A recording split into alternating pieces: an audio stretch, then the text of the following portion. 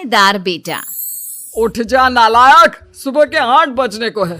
तुझे एग्जाम नहीं देना क्या? थोड़ी देर और सोने दीजिए ना पापा। तू उठता या फिर मैं तेरे ऊपर पानी फेंकूं? रोज गधों की तरह सोता रहता है, पेपर की कोई टेंशन ही नहीं है। और एक हमारा समय था जब हम पेपर में फेल होने के डर से रात भर पढ़ा करते थे, सो ही नहीं पाते थे। तो क्या अब आप उसका बदला मुझसे लेंगे? मैं 15 मिनट बाद उठ जाऊंगा, आप प्लीज जाइए, मुझे डिस्टर्ब मत कीजिए। इतना कहकर रौनक रजाई ढककर फिर से सो जाता है। तू वैसे नहीं मानेगा, रुक मैं अभी पानी लेकर आता हूं। बस फिर क्या था, इतना कहकर वो भागते हुए बाथरूम में जाते हैं और पानी की एक बड़ी सी बाल्टी लाकर रौनक के ऊपर फेंक देते हैं। पानी पड़ते ही रौनक झट से उठ जाता है। ये आपने क्या किया पापा? अब तो उठेगा नहीं तो यही करना पड़ेगा ना।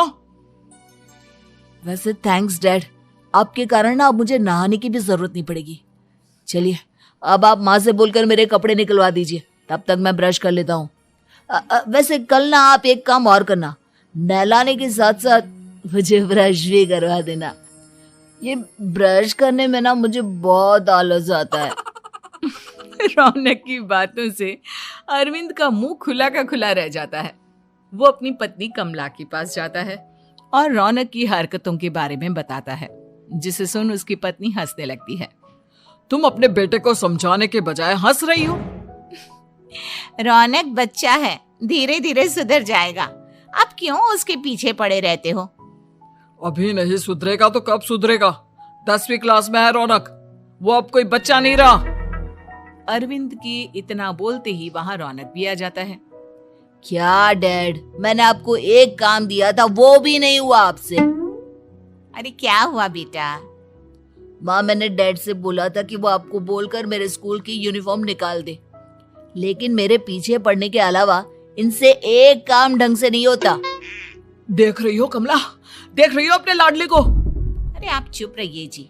चलो बेटा, मैं तुम्हें कपड़े निकाल कर दे देती हूँ। बस ऐसे ही साल पर साल बीतते जाते हैं, लेकिन रौनक के रवैये में कोई बदलाव नहीं आता।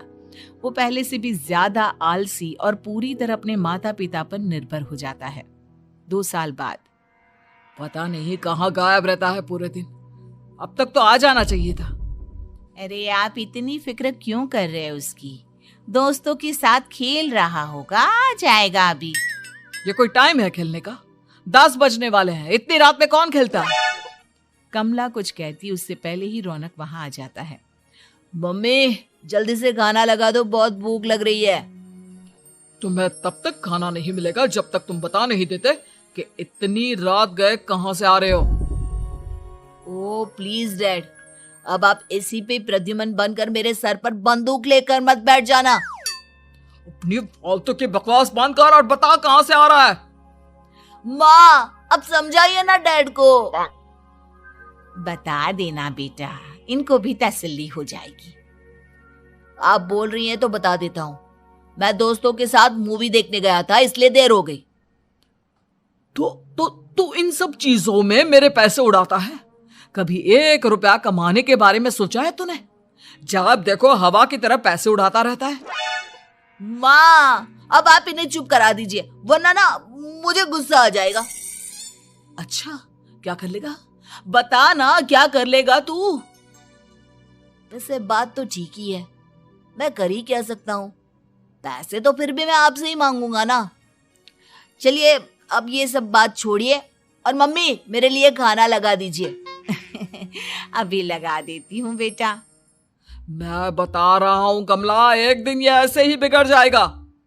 ओफो, आप क्यों इतना पीछे पड़े रहते हो मेरे बच्चे के?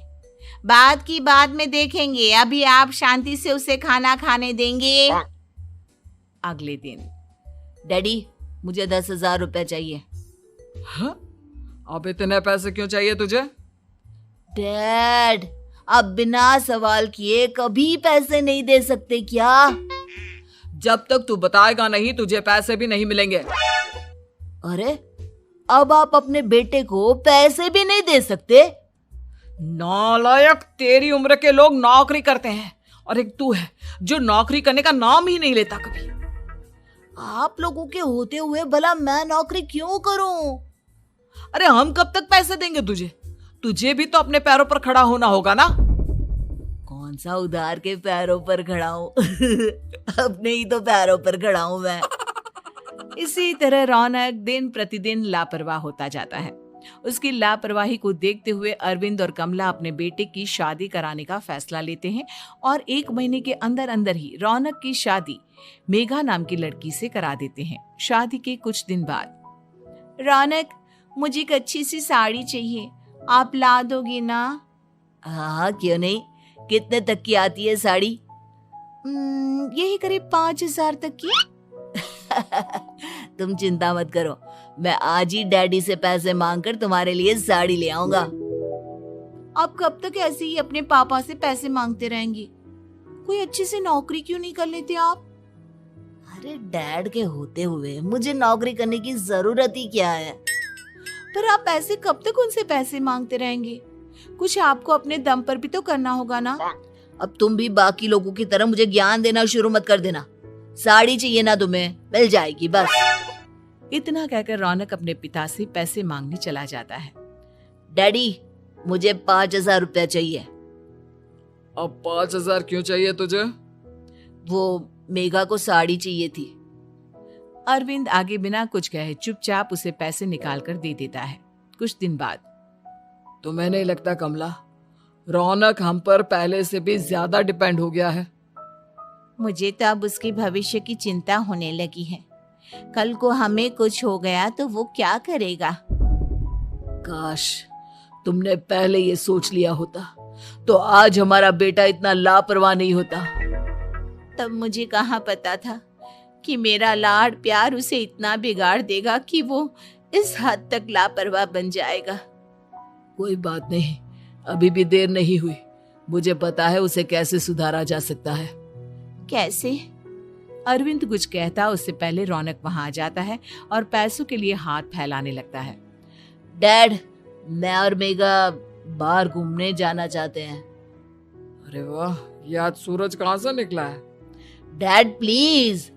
अच्छा चलो अब मुद्दे की बात करो। मुझे अब 25,000 चाहिए। अब तुम्हें 1 रुपया भी नहीं मिलने वाला। अगर तुम्हें पैसों की इतनी ही जरूरत है तो कोई ढंग की नौकरी कर लो। मम्मी, आप कुछ कहिए ना डैड को। बेटा, वो गलत क्या बोल रहे हैं? ये सब हम तेरे भले के लिए ही तो कर रहे हैं।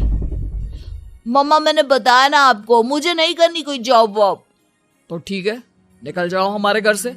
तुम्हारे जैसे लोगों के लिए मैंने ये घर खड़ा नहीं किया है। जितना ये घर आपका है ना, उतना ही मेरा भी है। मैं कहीं नहीं जाने वाला। जाना तो पड़ेगा ही तुझे, क्योंकि अब मैं तेरा कोई भी खर्चा नहीं उठाने वाला। ठीक है, मत उठाइए मेरा खर्चा, मैं अपने दम पर भी जी सकता हूँ। तो बेशर्मों की तरह अब तक यहाँ क्यों खड़ा है? अपना सामान ले और निकल जाए यहाँ से। रौनक पैर पटकते हुए वहां से चला जाता है। घर से निकालना जरूरी है क्या उसे? बिना पैसों के कौन रखेगा उसे किराए पर? अगर उसका भविष्य सुधारना है तो हमें अपने दिल पर पत्थर रखकर ये कदम उठाना ही होगा। दोनों बात कर रहे होते हैं कि रौनक अपनी पत्नी के साथ एक बड़ा सा बैग लेकर घर से निकल जाता है, लेकिन घर से बाहर उसे कोई भी मुफ्त में अपने घर किराए पर नहीं रखता। अंत में थक हार कर वो फिर से अपने घर चला जाता है। क्या हुआ? थोड़ी देर पहले तो दहाड़ते हुए घर से निकला था, अब क्या हुआ? नहीं रखा ना किसी ने तुझे किराए पर?